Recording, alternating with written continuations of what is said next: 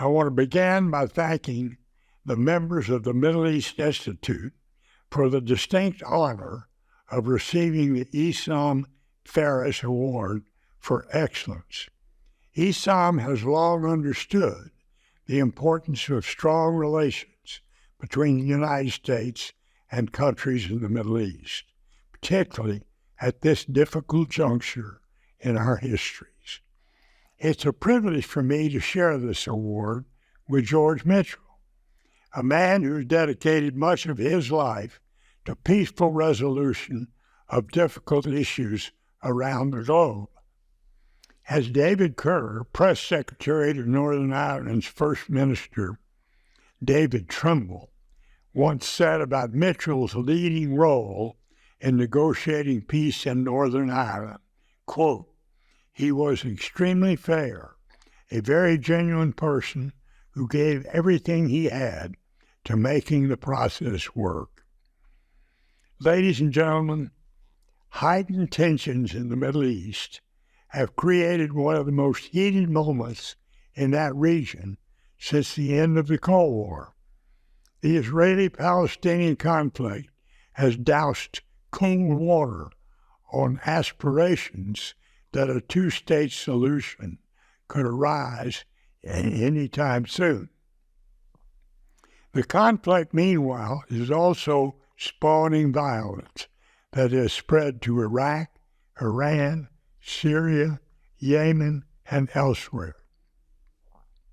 Further escalation in the Middle East risks drastically hurting the United States at a time when war rages in Ukraine, Taiwan is a potential tinderbox, and China and Russia have formed an alliance to counter American power.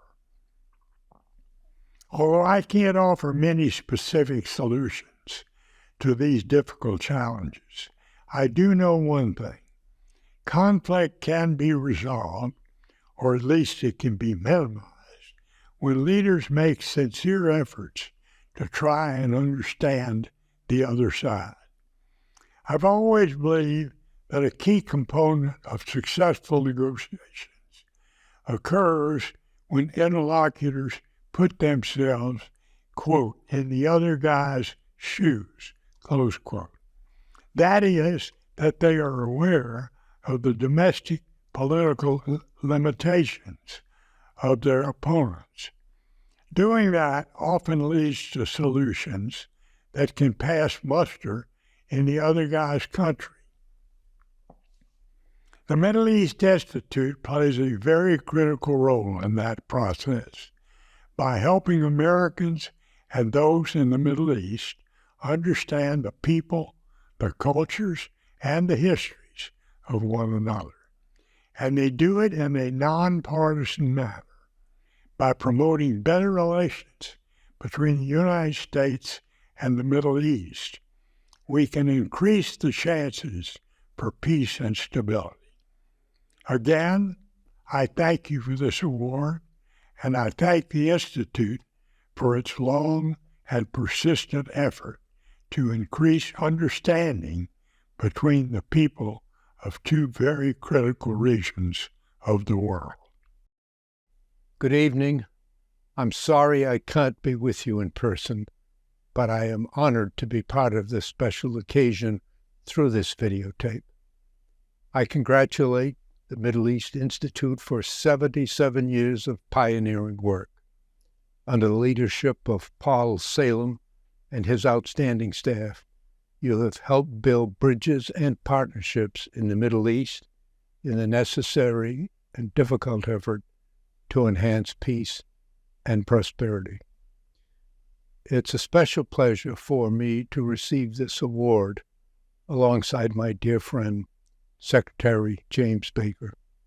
As the U.S. Secretary of State, Jim was a tireless advocate for peace in the Middle East.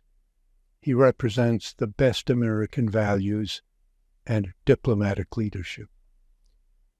It's a great privilege to receive the Issam Ferris Award for Excellence. Issam has dedicated his life to working for peace and prosperity both in his homeland of Lebanon as well as internationally. Today, your work is needed more than ever.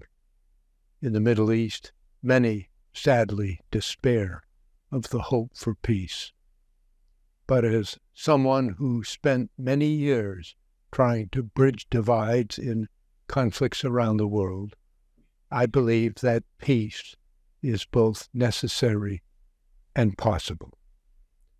I'm not able to get into the details of the current conflict, which has taken such a terrible toll, but I do believe that the only way to a lasting peace is through a two-state solution.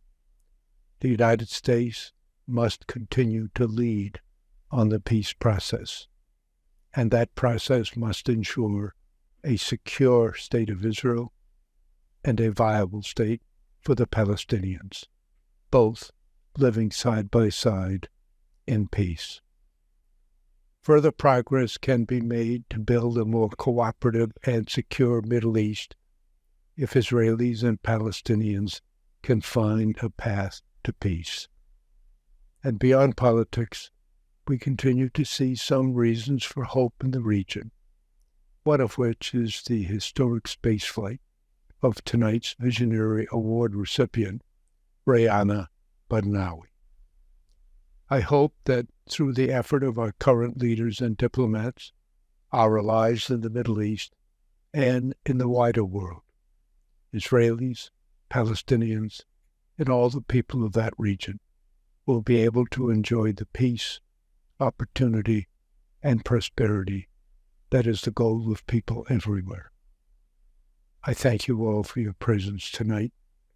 My gratitude again to the Middle East Institute and the Faris family for this honor.